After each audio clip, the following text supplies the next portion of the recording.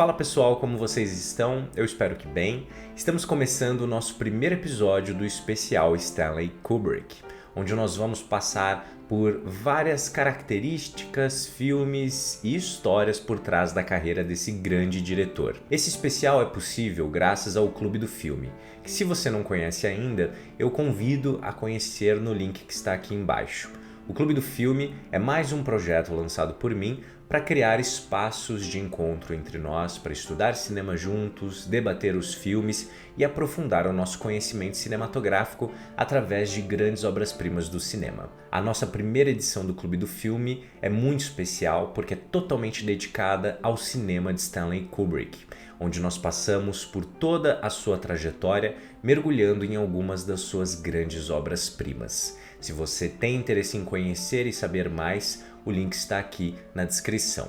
E se você não quiser perder nenhum vídeo aqui do nosso especial, não deixa de se inscrever, ativar as notificações e ficar de olho também nessa playlist nova que nós estamos criando por aqui. Quando nós pensamos na carreira do Stanley Kubrick, estamos falando na carreira de um diretor que alcançou a excelência cinematográfica. Muitos diretores conseguiram realizar bons filmes. Alguns diretores conseguiram realizar filmes excelentes, mas são pouquíssimos aqueles que conseguiram realizar obras-primas do cinema. E quando a gente olha para a carreira do Stanley Kubrick, estamos falando de um diretor que realizou algumas obras-primas, sendo que alguns dos seus filmes serviram de grande inspiração para outros excepcionais realizadores que vieram depois dele.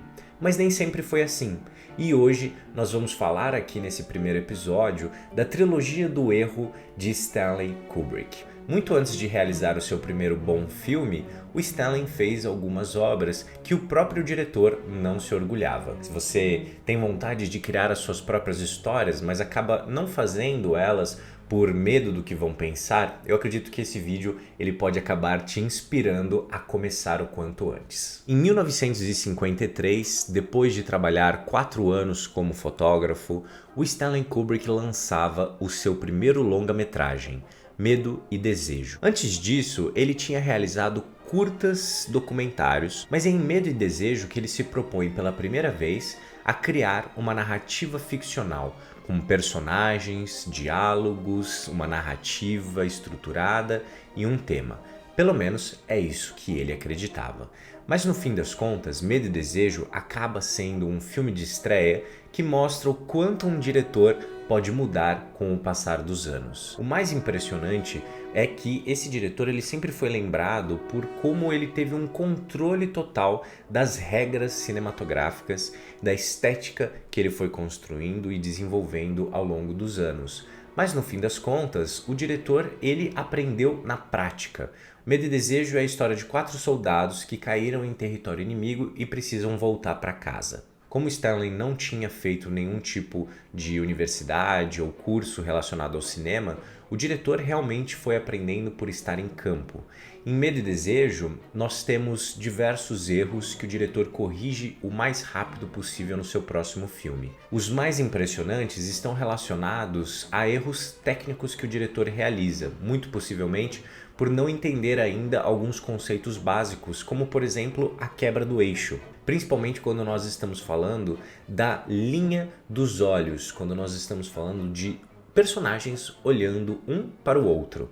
Medo e Desejo é um filme cheio de close-ups, e isso possivelmente aconteceu por 2 motivos. O primeiro é porque o diretor acreditava que era através do close-up que ele demonstraria um pouco mais das emoções e reações de seus personagens. E o segundo é porque ele não tinha muita verba para realizar o filme e a locação à sua volta, com planos mais abertos, acabaria entregando a falta de orçamento. O close-up de fato é uma ferramenta fundamental dentro da narrativa e linguagem cinematográfica, mas quando usado à exaustão, ele pode criar alguns tipos de confusão.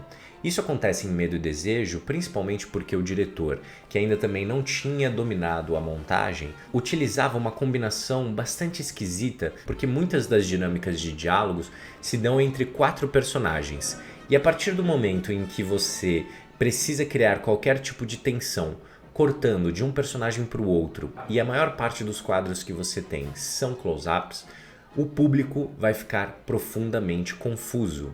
Ainda assim, poderia funcionar se não fosse também os erros na quebra de eixo. O diretor realiza alguns erros básicos onde os personagens não parecem estar olhando um para o outro, criando uma total confusão. E não para por aí, as interpretações também são muito ruins, os diálogos são extremamente desinteressantes, expositivos e em determinados momentos acabam até mesmo virando grandes monólogos entediantes, onde as ideias e temas são colocados para o público de forma profundamente verborrágica dentro de uma arte de imagem e som. Mas esse filme ele é crucial, porque a partir dele nós iniciamos a carreira de um dos diretores mais importantes na história do cinema.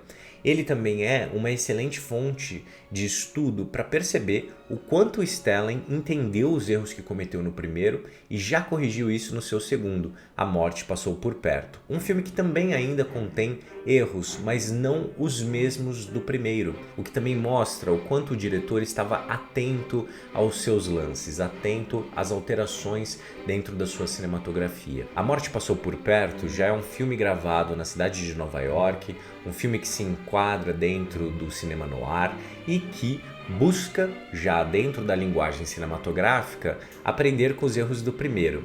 Com planos mais abertos, nós agora acompanhamos uma linha narrativa entre dois personagens, um homem e uma mulher, que se encontram ali em meio a uma espécie de confusão, já que um dos pretendentes dessa mulher é um homem perigoso e ciumento. A Morte Passou por Perto tem cenas já muito mais interessantes do que no primeiro filme, com o diretor conseguindo criar diversos níveis de tensão a partir da sua obra, que também já tinha uma conexão com trabalhos que ele tinha realizado como fotógrafo, pegando ali um pouco mais do universo do boxe.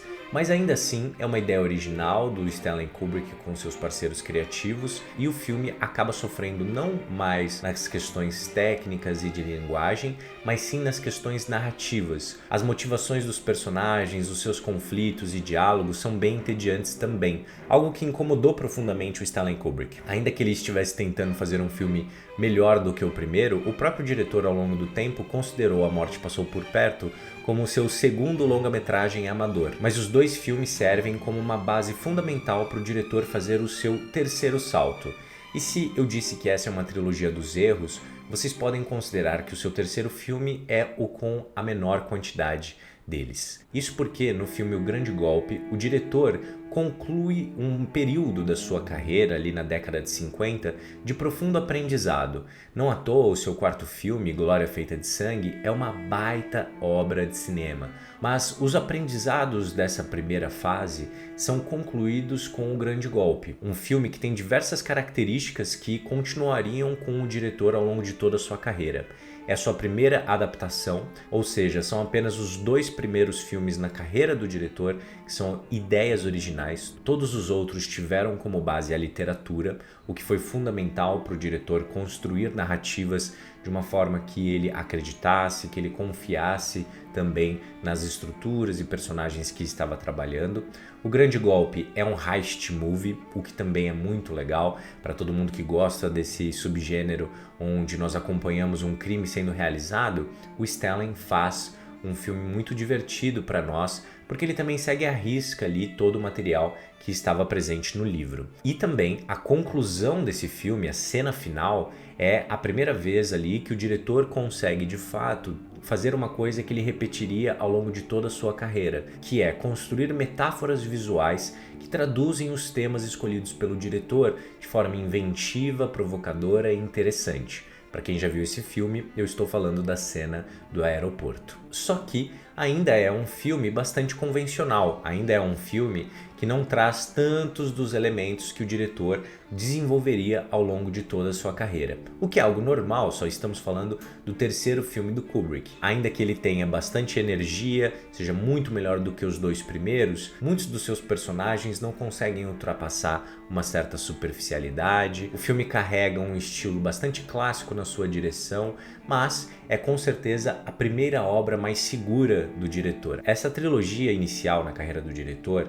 ela é inspiradora. No fim das contas, quando nós assistimos essas três primeiras obras do diretor, estamos assistindo a primeira fase da sua carreira. Estamos assistindo os anos de construção e de onde um diretor sai e para onde ele pode ir. Nos próximos vídeos aqui do canal, nós vamos entender um pouco mais disso. Eu espero que vocês tenham gostado desse primeiro episódio do especial Stanley Kubrick, pessoal, e a gente se encontra no próximo vídeo.